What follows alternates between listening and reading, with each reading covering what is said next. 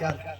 گفت یا ابوبکر، خداوند به تو حلم، صبر و بخشش و بردباری ابراهیم علیه السلام و عیسی علیه السلام هدیه کرده است که واقعا مردای خدای پیغمبرای خدا با آنها حلم و بخشش و بردباریش معروف هستند.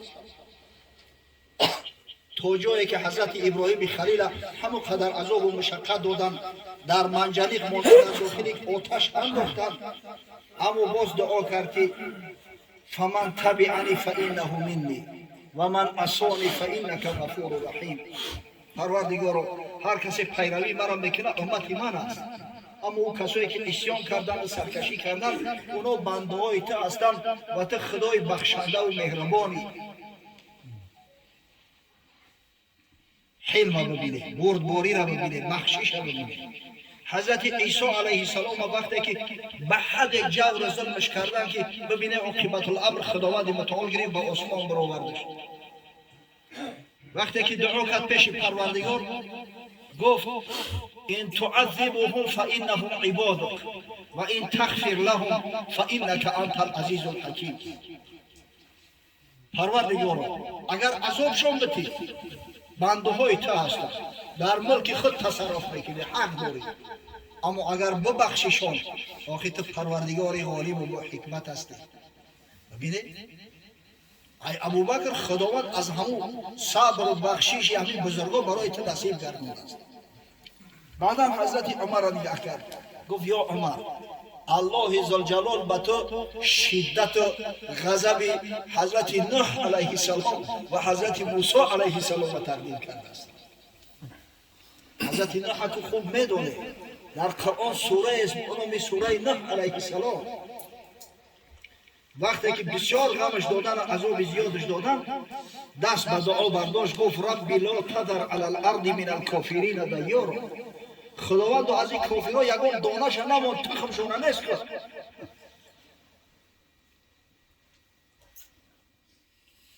زیرا که اگر اینا را باقی ماندی یضل عبادک ولا یلید الا فاجرا کفارا، اینا دیگر بنده ها تا گمراه میکنن، با همین مثل خود چه کافر بچه میزاین.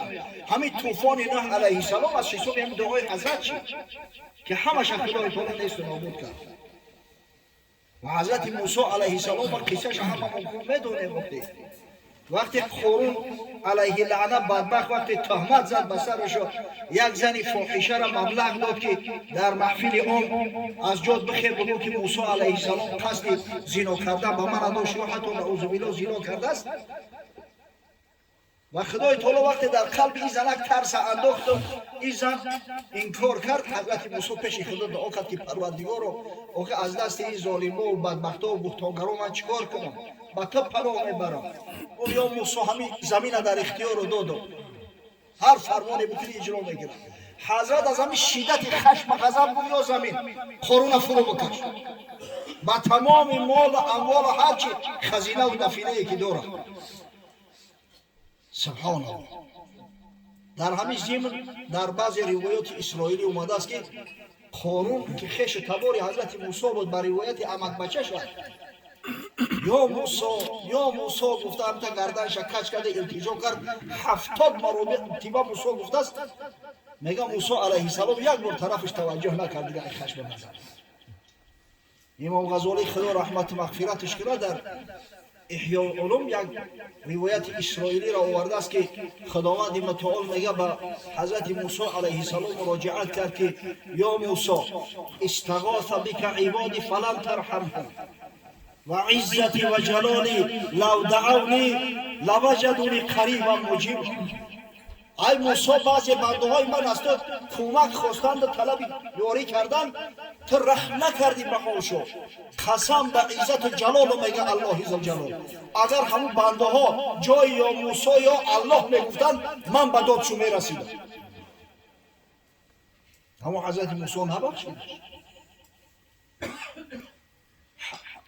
حق تعالی گفت قارون زار خواند ای موسی تو را 70 بار تا ندادی هیچ بار او را جواب. گر بزاری یک رحم کردی خطاب، شاخ شرک از جان او بر کندمی، خلعت دین بر سرش افکندمی.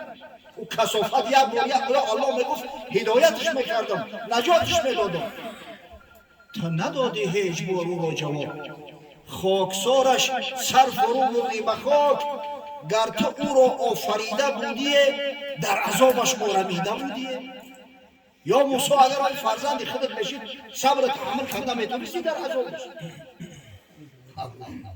اون که بر بی رحمتان رحمت کند اهل رحمت را ولی نعمت کند یا عمر گفت خداوند نمو شدت غضب نوح علیه السلام و موسی علیه السلام در تو داده است که گذشت نمیکنی به دشمن بعد حضرت که رحمت عالمیان است واقعا امنو را بخشید گفت هر کسی از شما سواد داره خوانده و نوشته میتونه اگر همین 10 نفر مسلمان تعلیم بده خوانده و نوشته یاد بده آزاد اما اگر کسی نداره فدیه مقرر کرده همشه آزاد کرد خدا رحمت کنه علامه شبلی نعمانی را عالم شهیر هندوستانی را میگه که خداوند متعال ببینید همین بزرگترین صفات تمام پیغمبران را جمع آورد همشه در شخصیت رسول الله صلی الله علیه و سلم عطا کرده است که حضرت هم حلم و بردباری داشت حلم و بردباری و صبرش به جای بود که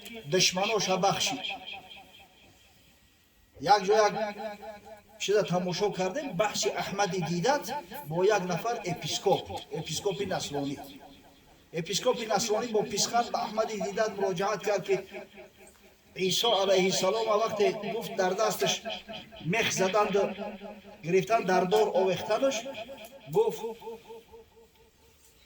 او چی پرستیم ای به انی نویده شده تو برید و بخشو گفت که ایو نمیدونن چکار کردن آیا پیغمبر اجماع میکرد بخشش داشت حضرتی خدا رحمتش کنه احمدی دیدت حقیقتا خدمت‌های بشمار کرده است در اسلام خداوند رحمت مغفرتش کنه مردی خدا اسلام به همین بزرگاش مینازه مسلمان‌ها باید افتخار داشته باشند که پروردگار در بینشون همین عالمای شهید را که از دین دفاع میکنن از شریعت محمدی دفاع میکنن قایم کرده است گفت اولا این سخنی که شما میگه حضرت عیسی را در دار کشیدن این دروغ است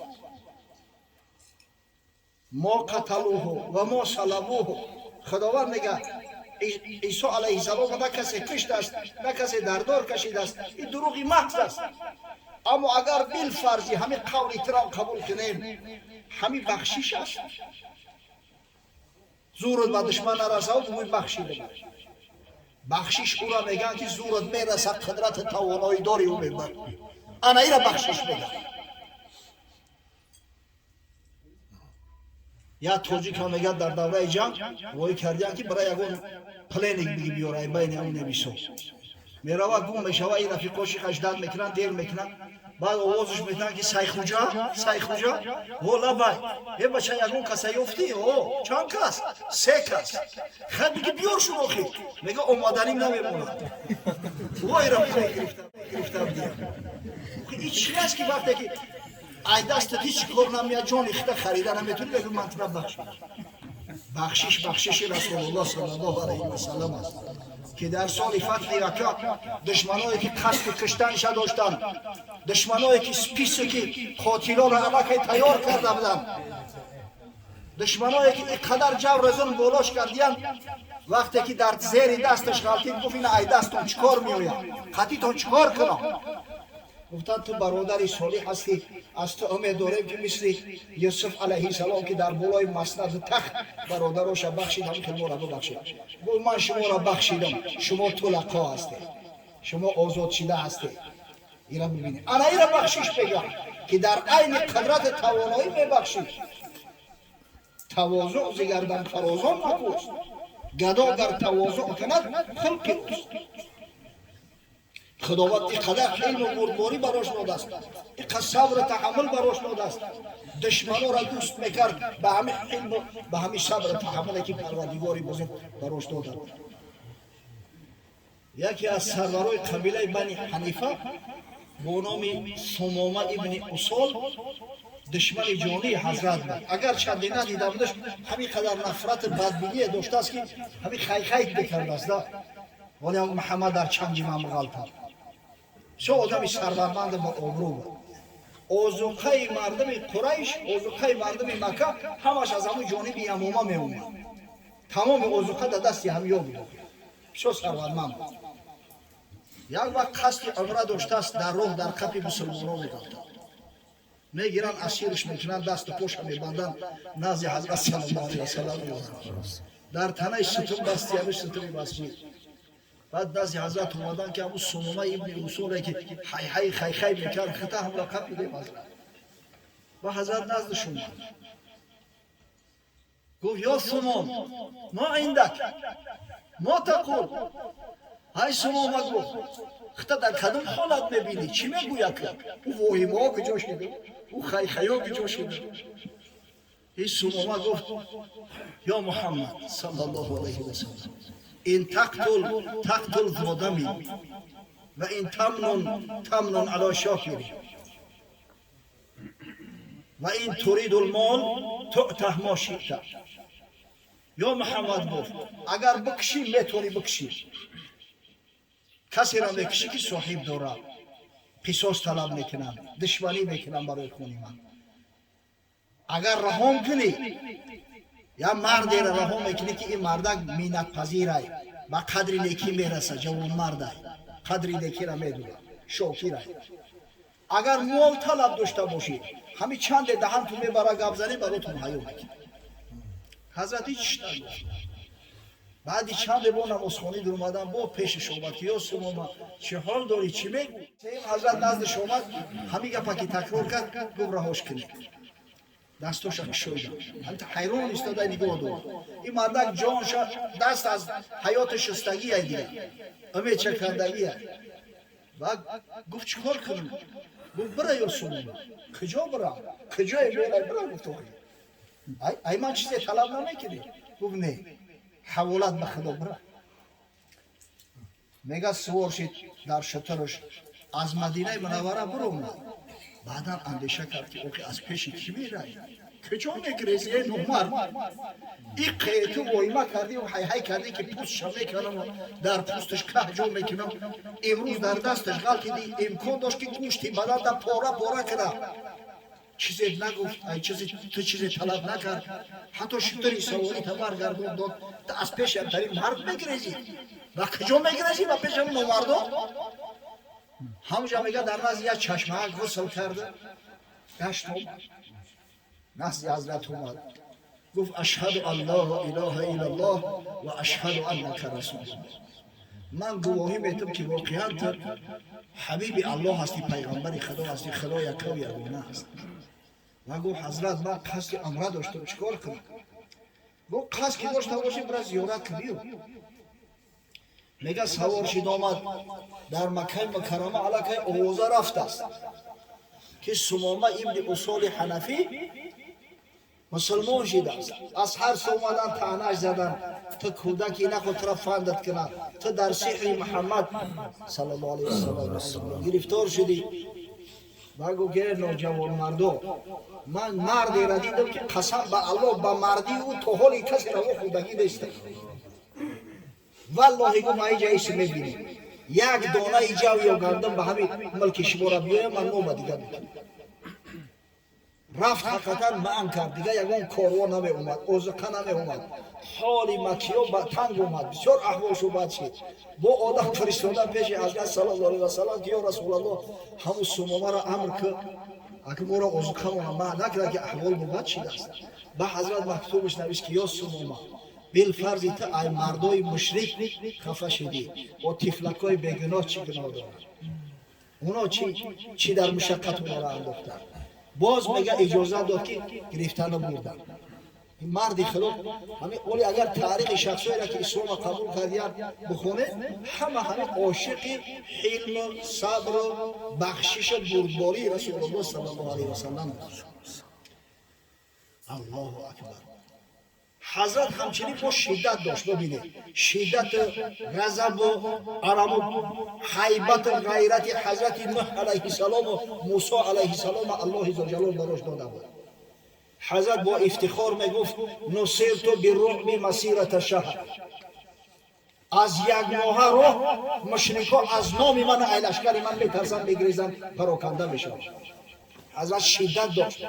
جایی که لازم اومد پافشاری میکرد، پایمردی میکرد. وقتی مشرکای قریش عهد حدیبیه را اجرا نکردند، بالای قبیله بنی حذیفه که بنی خزافه که با مسلمانان عهد پیمان داشتن، وقتی که شب خون زدن، حضرت امر کرد که اگه میرید یا عهد شکستن. برای پیشگیری راه مسلمانان خود همین ابو سفیان ابن حرب رضی الله تعالی عنه که وقت اسلام قبول کردگی نبود، خودش شخصا به مدینه منوره اومد، خسر حضرت تیار کرد. دخترش ام حبیبه رضی الله تعالی عنها مادر مونه، زوجه محترمه حضرت، خیس اومد که حضرت قبولش نکرد. خونه دخترش اومد، دخترش بیای خوبش نبود. یا موضع دادید که یا ریدو پرتوفتگی خواست همونجا یک دمشی نگی ایجاش زد خیزوندش. اینجا جای حضرت صلی الله علیه و سلم با بدن ناپاک در اون جای پاک نشید. بچه هم گفت چی درد رسید است؟ فرزندی من نیستی؟ گفت تو ما را حقیقتا تولد کنوندی، اونه که تی هم مشرکی در جای پاکا چی میشید؟ اوی مکان اشرف پیغمبرای خدا است، مکان اشرف مخلوقات الله است، اینجا جای تو نیست. هر قدر سعی تلاش کرد گردن کش کرد، حضرت دیگه قبولش نکرد. جای ننگ است، جای جنگ. حضرت هم خیلی شدت داشت و با همون شدت آمد مکه مکرمه را فتح کرد، لانه مشرکا را زیر زبر کرد. اگه تصور کنه که حضرت وقتی که نسبت کسایی که اسلام قبول نکرده بودن لطف داشت، مهربانی داشت، جوانمردیشون قبول داشت، جوانمردیشون احترام میکرد، خوشو به حال امتاش که به خاطر محبت رسول الله صلی الله علیه و سلم نشست کنند، به خاطر محبت حضرت صلی الله علیه و سلم ایثار و خیر کنند، به خاطر محبت حضرت صلی الله علیه و سلم ماه مولود جناب رسالت پناهی را در خانه هاشون و در مسجد هاشون و در کشورهاشون قید کنند. انشاءالله یقین است که روح رسول الله صلی الله علیه و سلم خوشنود می‌گردد. والله اگر تو سحر که گپ زنیم از 1001 صفت حضرت صلی الله علیه و سلم کردن نمیتونیم. لا يمكن الثناء كما كان حقه. بعد از خدا بزرگترین قصه مختصر، هیچ امکانی ثنای ترت همچنانه که حق داری یا رسول الله وجود نداره در دنیا. هیچ زبانی نیست که حمد ثنای ترت به طریق باید شاید گفته بتونه، صفات ترت بیان کرده بتونه. همین قدر میگم که بعد خدا بزرگترین شخصی مختصری سخن هست.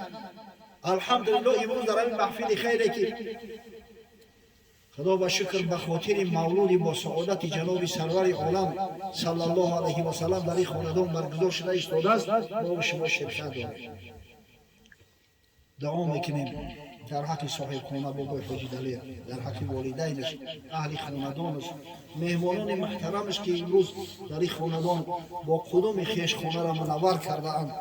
پروردگار بزرگ عملهای خیر و درگاه بنیازش قبول فرماید.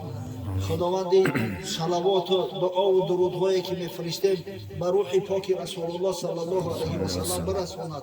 روح حضرت در عالم برزخ از این امتها شاد و مسرور گرداند. پروردگار بزرگ فیض و برکات و خیرات و حسنات در این منزل، این محفل و این محله و دیار نازل سازد. خداوند برادرایی را که در این مجلس خیر گوش انداختند، رغبت شوقشان بیدار شد، محبتشون نسبت حضرت صلی الله علیه و سلم اندکی را باشد، زنده شد، فردا روز قیامت از آتش جانسوز جهنم نجات بده. زیرا هر کسی که محبت حضرت صلی الله علیه و سلم داره، آتش جهنم بر بدنش حرام میگردد. پروردگار بزرگ غیرت قیمت مانبته که فقط به گفتن اکتفا نکنه، سنت پیامبر صلی الله علیه و سلم تاج سر و سرمه چشمان خود گردانیم و سنت حضرت عمل کنیم. واقعا کمال بی غیرتی است که دعوای محبت امتی رسول الله صلی الله علیه و سلم کنیم، در مسجد جماعتی مسجد شرکت نکنیم، در نماز جماعت، خاصتا در نماز بانگ. کمال نامردی و بی غیرتی است که از پیغمبر صلی